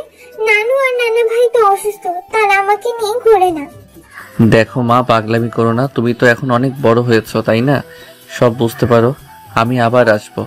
কথাটা বলে স্বাধীন জিনিয়াকে বোঝাতে লাগে। নেহা পাশে দাঁড়িয়ে সব দেখতে লাগে।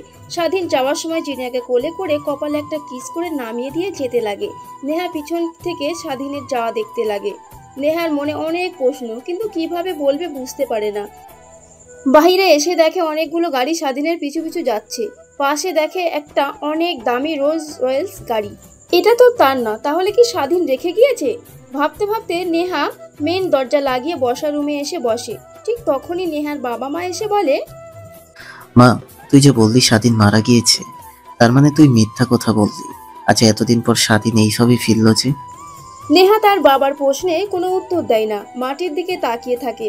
যে তখনই পাশ থেকে নেহার মা বলতে লাগে, মা চুপ করে তো ছিলি আজ 3 বছর ধরে। 3 বছর পর আবার স্বাধীন ফিরতে দেখে একদম চেঞ্জ মনে হলো। দামি পোশাক আশাক, দামি গাড়ি, বডিগার্ড সবসময় সঙ্গে, এসবের মানে কি? এইসবের মানে কি সেটা তো আমি নিজেও জানি না। স্বাধীন তো ছিল আমার অফিসের সামান্য একটা কর্মচারী। মা চুপ করে তো ছিলি আজ 3 বছর ধরে। 3 বছর পর আবার স্বাধীন ফিরলো দেখে একদম চেঞ্জ মনে হলো। একদমে কথাগুলো বলে নেহা। নেহার মা বাবা দুজনে অবাক হয়ে নেহার দিকে ড্যাব ড্যাব করে তাকিয়ে থাকে। কি কি বলছিস মা এসব তুই? যা বলছি ঠিক বলছি। স্বাধীন আমার অফিসের সামান্য একটা কর্মচারী। ওর বাবা অনেক অসুস্থ। টাকার প্রলোভন দেখিয়ে ওকে বিয়ে করি আমি। জেনিয়া যেন দেখাশোনা করতে পারে জেনে একটা বাবা পাবে, ঘুরোঘুরি করতে পারবে। দেখো না, সারাক্ষণ বাবার জিদ ধরে থাকতো, তার জন্য। এটা আমরা আগে থেকে জানি। তারপরে বল কিভাবে স্বাধীন এইসব এত টাকা পয়সার মালিক হলো? সেটা তো আমিও জানি না। দেখি দিন দিন জিনিয়া স্বাধীনের প্রতি কেমন যেন হয়ে গেছে। স্বাধীনকে ছাড়া কিছুই বুঝতে পারে না, আমার কাছে আসে না, আমি কথা বলতে গেলে কথা বলে না, সারাক্ষণ স্বাধীনের সঙ্গে ঘুমাবে, স্বাধীন না খাইয়ে দিলে সে খাবে না, তাই অনেক রাগ হয় আমার। তাই স্বাধীনকে 10 লক্ষ টাকা দিয়ে বাড়ি থেকে চলে যেতে বলি। ও আচ্ছা, তাহলে এই ব্যাপার। হ্যাঁ বাবা, কিন্তু আমার মাথায় কিছুই আসছে না। এতদিন পর স্বাধীন আসলো, সবাইকে চমকে দিয়ে দেখে তো মনে হচ্ছে এই অল্প কিছু দিনে অনেক পরিবর্তন করে ফেলেছি নিজেকে। বাদ দে মা, যা হবার তা হয়েছে। যা রুমে যা, জিনিয়া রয়েছে একা একা। তারপর নেহা সোফা থেকে উঠে তার রুমে চলে যায়। দেখে জিনিয়া খাটের উপর বসে 2টা প্যাকেট হাতে নিয়ে ঘুরিয়ে ঘুরিয়ে দেখছে। নেহা খাটের উপর বসতেই জিনিয়া নেহার দিকে প্যাকেট 2টা এগিয়ে দিয়ে বলে, মামা বাবা যাবার সময় এই 2টা প্যাকেট দিয়ে গিয়েছে, বলেছে এই লালটা তোমাকে দিতে আর এই নীলটা আমার। কিন্তু আমি তো খুলতে পারছি না, তুমি একটু খুলে দেবে? বাবা আমাকে কি গিফট দিয়েছে দেখবো। তুমি কেন ওর কাছ থেকে গিফট নিতে গেলে? কেন মা, আমার আব্বু হয়, তার কাছ থেকে গিফট নেব, এটা তো স্বাভাবিক। অনেক আঙ্কেল আন্টি এসেছিল, আমার তো মনে অনেক আত্মীয় এসেছিল, তাদের কাছ থেকে গিফট নিয়েছি। তুমি তো কিছু বললে না। নেহা নিজেও বুঝতে পারে না জিনিয়ার এই প্রশ্নের কি জবাব দেবে, চুপ করে থাকে। তারপর জিনিয়ার হাত থেকে লাল প্যাকেটটা খুলে দেখে একটা খামের ভিতর দেখে একটা পেপার, হাতে নিয়ে দেখে ডিভোর্স লেটার। এইটা দেখে নেহা আচমকায় বুকের ভিতর চিনচিন ব্যথা হতে লাগে। দেখে সেইখানে স্বাধীন আগে থেকেই সই করে রেখেছে, শুধু তার সই করার স্থানটাই ফাঁকা। প্যাকেটটা উল্টানোর সঙ্গে সঙ্গে আরেকটা ছোট্ট চিঠি ফ্লোরে পড়ে যায়। নেহা ফ্লোর থেকে চিঠিটা তুলে পড়তে লাগে। আমি ভালো করেই বুঝতে পেরেছি যে তুমি অনেক অবাক হয়েছো আমাকে এখানে দেখে। আবার এই অবস্থানে এখন আমি একজন বড় বিজনেসম্যান, তোমার থেকেও অনেক অনেক বড়। বাংলাদেশে যে মেল ইন্ডাস্ট্রি চালু করেছে তার প্রতিষ্ঠাতা আমি। কিন্তু আমার এই অবদানের পিছনে তোমার হাত। কথায় আছে না, ইচ্ছা থাকলে উপায় হয়। তোমার জেদ আজ আমাকে এত দূর নিয়ে এসেছে। সবশেষে একটা কথাই বলবো, যেহেতু আমাকে মেনে নাও নাই আর ভালোবাসতে পারবে না বলেই দিয়েছো, তাই এই সম্পর্ক আর টিকিয়ে রাখতে চাই না। ডিভোর্স লেটারে আমার সই করা আছে, তুমি সই করলেই দুজনের ডিভোর্স হয়ে যাবে। আর জিনিয়ার কাছে যে বক্সটা আছে ওইটাতে ওর জন্য বাংলাদেশের সব থেকে বড় মেলটা ওর নামে লিখে দিয়েছি। আমি বিদেশে থাকি, মা বাবা বোনকে নিয়ে, দেশে তেমন একটা আসা যাওয়া নেই। আমি চাই তুমি তোমার মেয়ের সম্পত্তি সব বুঝে নিয়ে দেখাশোনা করবে। ইতি, তোমার অফিসের সামান্য একটা কর্মচারী। নেহা চিঠিটা পড়ে কেন যেন তার চোখের অশ্রু বাদ মানছে না, অনবরত চোখ দিয়ে পানি বের হতে লাগে।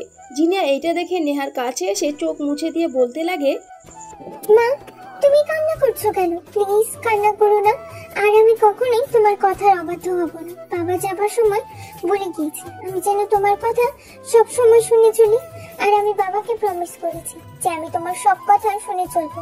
এবার অন্তত কান্না করো না, প্লিজ কান্না থামাও। নেহা জুনিয়ার কথা শুনে তার কাছে টেনে নিয়ে এসে কপালে কিস করতে লাগে। নেহা, তোমার জন্য কান্না করছি না আমি মা, জানো আমি অনেক পচা। তোমার বাবাকে আর সবাইকে আমি সব সময় অনেক কষ্ট দিয়ে গিয়েছি, যার ফল এখন আমি হাড়ে হাড়ে টের পাচ্ছি। নেহা জিনিয়াকে জড়িয়ে ধরে কান্না করতে করতে কথাগুলো বলে। এভাবে চলে যায় 2টা দিন। নেহা স্বাধীনের দাওয়াতের কথা অনুযায়ী মেল ইন্ডাস্ট্রিয়ালে যায়। নেহাকে আর জিনিয়াকে দেখতে পেয়ে দারোয়ান সালাম দেয়। তখনই মেল ইন্ডাস্ট্রিয়ালের ম্যানেজার বাহিরে বেরিয়ে আসে। নেহাকে আর জিনিয়াকে দেখে বলতে লাগে, ম্যাম আপনারা এসেছেন। স্যার তো বলেছে আরো আগে আপনারা আসবেন, তাই সব মন্তব্য করে রেখেছি, চলেন। তারপর নেহা আর জিনিয়া ম্যানেজারের পিছে পিছে ভেতরে যেতে লাগে। দেখে অনেক বড় এরিয়া নিয়ে ইন্ডাস্ট্রিয়াল কোম্পানি। তার কোম্পানির সবগুলো বিক্রি করে দিলে এরকম ইন্ডাস্ট্রিয়ালের একটার অর্ধেকের অর্ধেক তৈরি করতে পারবে না সে। অবাক হয়ে তাকিয়ে থাকে।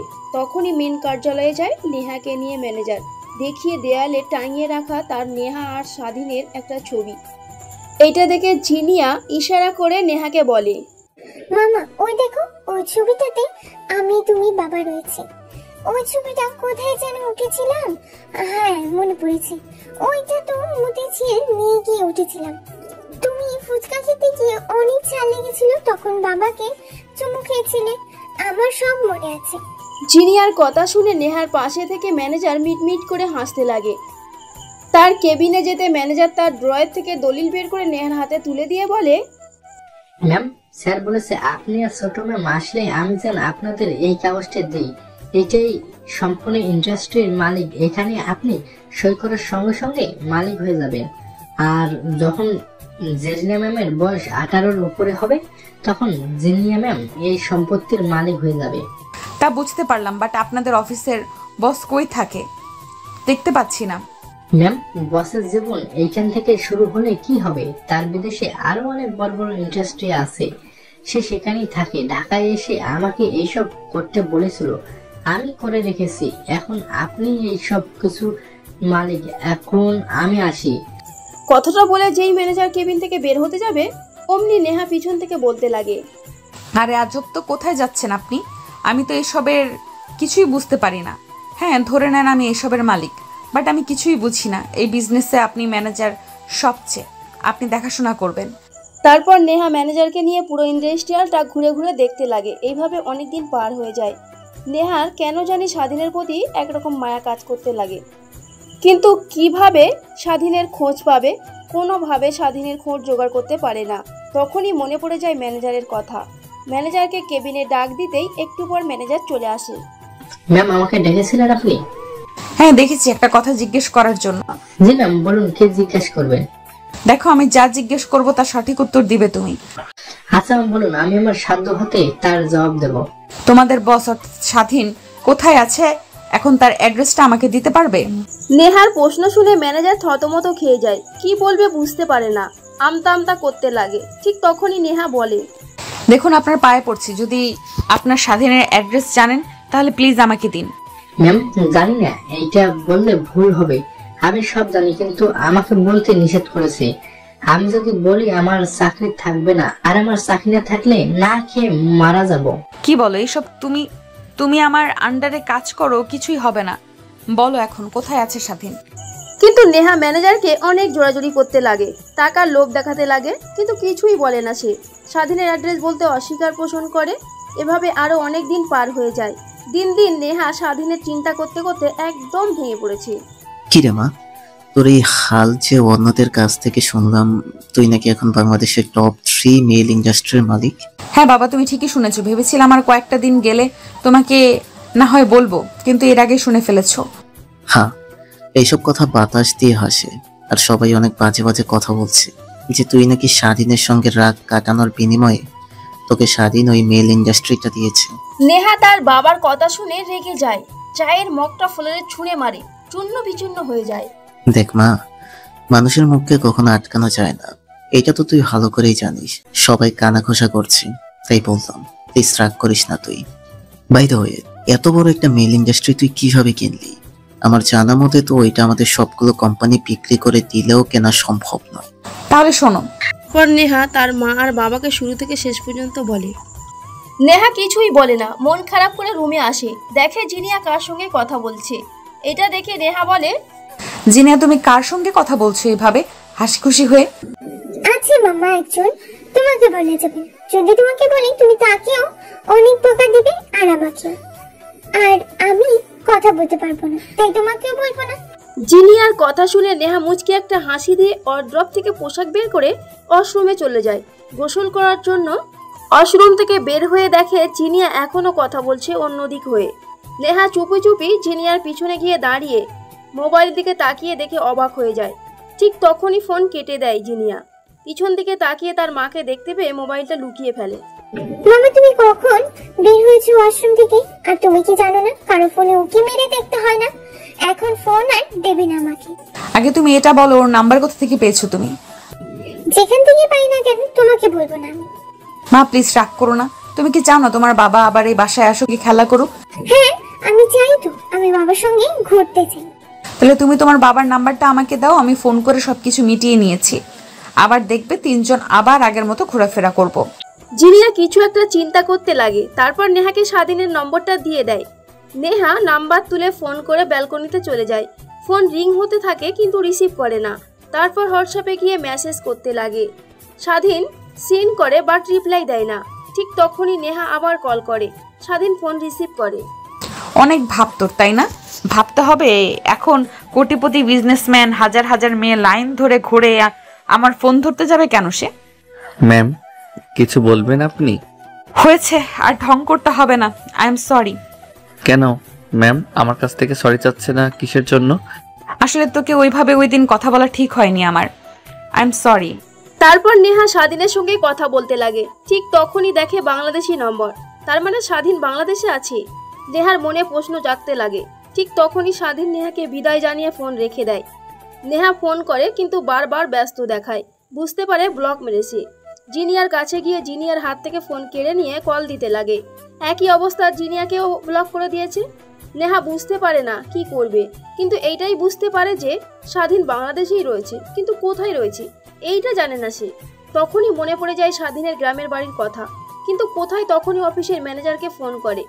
তারপর নেহা ম্যানেজারকে স্বাধীনের ব্যাকগ্রাউন্ড হিস্ট্রি চেক করতে বলে। স্বাধীনের ব্যাকগ্রাউন্ড হিস্ট্রি চেক করা হলে স্বাধীনের গ্রামের বাড়ির অ্যাড্রেস জানতে পারে। তারপর জিনিয়ার কাছে এসে জিনিয়াকে জড়িয়ে ধরে বলতে লাগে, মা তাড়াতাড়ি রেডি হও, তোমার বাবার কাছে যাব। মানে? হ্যাঁ মা, তোমার বাবার কাছে যাব আর আগের সব বিসর্জনের জন্য ক্ষমা চাবো আর আগের মতো সবকিছু মিটিয়ে নেব। কি মজা, কি মজা! বাবা মা আবার আগের মতো হয়ে যাবে। চলো মা। তারপর নেহা তড়িঘড়ি করে জিনিয়াকে ফ্রেশ করিয়ে পোশাক পরিধান করে লাগেজ গুছিয়ে স্বাধীনের দেওয়া রোজ রুলস প্রাইভেট কারটা নিয়ে যেতে লাগে স্বাধীনের বাসার উদ্দেশ্যে। প্রায় 7 ঘন্টার পর গিয়ে স্বাধীনের গ্রামে পৌঁছায় নেহা। জিনিয়া এর আগে কখনো গ্রামে আসেনি, তাই আশেপাশে গ্রামের প্রকৃতি দেখে নেহাকে বলে, মামা এটা তো অনেক ভালো। আমার বইতে দেখানো যে পরিবেশ, এটা তো তেমন কোনো বাড়ি দালান কোঠা নেই। চারিদিকে শুধু সবুজ মাঠ আর মাঠ, গাছপালা। আমি এখানেই থাকবো, আর ঢাকায় যাব না। আচ্ছা ঠিক আছে মা, আগে তোমার বাবাকে খুঁজে বের করি। তারপর নেহা জিজ্ঞেস করতে করতে এক পর্যায়ে স্বাধীনের বাসা পেয়ে যায়।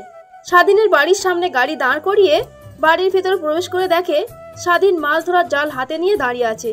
পাশে তার মা, এক হাতে জাল, অন্য হাতে একটা পাতিল। তখনই বাড়ির মধ্যে নেহা আর জিনিয়াকে দেখে স্বাধীন অবাক হয়ে যায়। আরে আপনি এখানে? আর জেনিয়া মামনি, তুমি আমার বাড়ির অ্যাড্রেস কোথা থেকে পেলে? নিশ্চয়ই ম্যানেজার দিয়েছে আপনাকে। ম্যানেজার দিতে যাবে কেন? বের করেছি একভাবে। রাখো সেই কথা। বাবা কে এনারা? চিনতে পারলাম না তো। মানে মা, এনারা হোসেন, আমি যে অফিসে কাজ করতাম ঢাকা, ওই অফিসের মালিক। আর এটা মালিকের মেয়ে। মিথ্যা কথা বলতেছো কেন তুমি? এইটা বললেই তো হয় আমি তোমার বউ। নেহার মুখ থেকে বউ কথাটা শুনে স্বাধীন চোখ বড় বড় করে ফেলে। স্বাধীনের মা অবাক হয়ে বসা থেকে দাঁড়িয়ে পড়ে। বাবা স্বাধীন, কি বলছে এই মেয়েটা? কিছুই তো বুঝতে পারছি না। তোর বউ মানে? হ্যাঁ ঠিক বলেছি, আর এটাই হচ্ছে আমাদের মেয়ে। নেহার কথা শুনে স্বাধীনের মা আরো বোকা বেনে যায়। স্বাধীন অবাক হয়ে নেহার কাছে এগিয়ে এসে বলে, আরে ম্যাম, কি বলছেন এসব? মাথা ঠিক আছে আপনার? হ্যাঁ মাথা একদমই ঠিক আছে। যে ভুল করেছি সেই ভুলের প্রায়শ্চিত্তের জন্য এসেছি। দেখুন ম্যাম, আমি চাই না আর আপনাদের মতো বড়লোক কোনো মেয়ের সাথে চলাফেরা করতে। গ্রামের পরিবেশে আমি ভালো পছন্দ করি।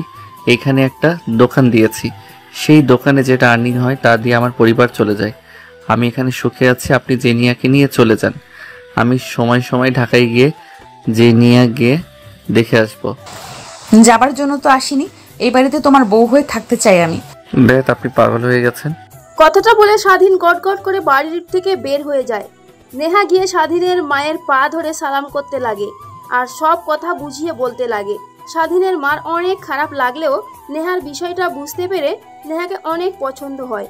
স্বাধীনের বাবা আসলে তার সঙ্গে পরিচয় করিয়ে দেয়। নিমিষেই স্বাধীনের মা আর বাবা নেহার আর জিনিয়াকে অনেক পছন্দ হয়। স্বাধীন দিনে আর বাসায় ফেরে না। ফিরতে ফিরতে বিকেল হয়ে যায়। বাসার সামনে দেখে 2টা গাড়ি দাঁড় করানো। এইটা দেখে স্বাধীন অবাক হয়ে যায়। ধীরে ধীরে বাসার মধ্যে প্রবেশ করে দেখে নেহার মা বাবা তারাও চলে এসেছে। স্বাধীন তাদের পাশ কাটিয়ে যেই না রুমে যেতে যাবে অমনি স্বাধীনের বাবা ডাক দিতে লাগে। স্বাধীন গিয়ে তাদের পাশে দাঁড়াতে স্বাধীনের বাবা বলে, দেখ বাবা, তোর মার কাছ থেকে সব শুনেছি। তোর আর নেহা মামুনের কথা দেখ, যা করেছিস তা একদমই ঠিক করিসনি। এখন আমরা যাচ্ছি, তোর আবার আগের মতো ঠিক হয়ে যায় এবং নতুন করে তোদের বিয়ে পড়িয়ে দেব। মানে কি বলছিস সব? বাবা তুমি জানো ওনার মতো বড়লোক ওনাদের পায়ের নখের তুল্য আমরা কখনো হতে পারবো না। দেখো বাবা, এইভাবে কথা বলো না। আমরা ঢাকা যাব না, ভাবছি তোমাদের এইখানে থেকে যাব। গ্রামে অনেক ভালো লেগেছে আমার। আর তোমার আন্টি ভেবেছি তোমাদের পাশে একটা বাড়ি করে সেখানে থাকবো তোমাদের সঙ্গে। আর মাসে একবার ঢাকায় গিয়ে অফিস দেখাশোনা করে আসলেই চলবে। কিন্তু বাবা মা আমি। আর কোনো কিন্তু না, তোর রুমে যা, দেখ তোর খাটের উপরে একটা প্যাকেট রাখা আছে, ওখান থেকে পাঞ্জাবি আর শেরওয়ানি পরে আয়। কাজী সাহেবকে ফোন করছি, একটু পর চলে আসবে। তারপর স্বাধীন তার রুমে চলে যায়। রুমে গিয়ে দরজা লাগিয়ে পিছন দিকে তাকিয়ে দেখে খাটের উপর একটা প্যাকেটটা খুলে পাঞ্জাবি আর শেরওয়ানি তারপর পরিধান করে বাইরে আসতে কাজী সাহেবকে দেখতে পায়। তারপর বিয়ের সব কার্যক্রম শুরু হয়। বিয়ে শেষ হলে সবার সঙ্গে কৌশল বিনিময় করে বিয়েটা ঘরোয়াভাবে দেওয়া হয়, তাই তেমন কেউ নেই। নেহা রুমে গিয়ে বসে, স্বাধীনের জন্য অপেক্ষা করতে লাগে। স্বাধীন বাইরে দিয়ে ঘোরাঘুরি করে রাত অনেক গভীর হলে রুমে যায়। যেই রুমের দরজা খুলতে যাবে অমনি নেহা এসে স্বাধীনের কলার চেপে ধরে পেছনের দিকে ঘুরে দরজা লাগে। কুত্তার বাচ্চা, এত রাতে কোথায় ছিলে? এতক্ষণ তোর জন্য কতক্ষণ ধরে অপেক্ষা করছি। আমার ঘুম পেয়ে গিয়েছে। এই বাসর রাতের জন্য কত কিছু ভেবে রেখেছিলাম, দেখ সব ধুলোয় মিশে গেল। কিছুই মেশিনি, সবে তো মাত্র রাত 12টা বাজে। কথাটা বলে স্বাধীন একটা ডেভিল হাসি দেয়। নেহা হাসির রহস্য বুঝতে পারে। এই হাসির রহস্যই হয়ে থাকুক, আমাদের তার উন্মোচন করতে হবে না। যদি করতে চান তাহলে একটাই সলিউশন, বিয়ে করুন।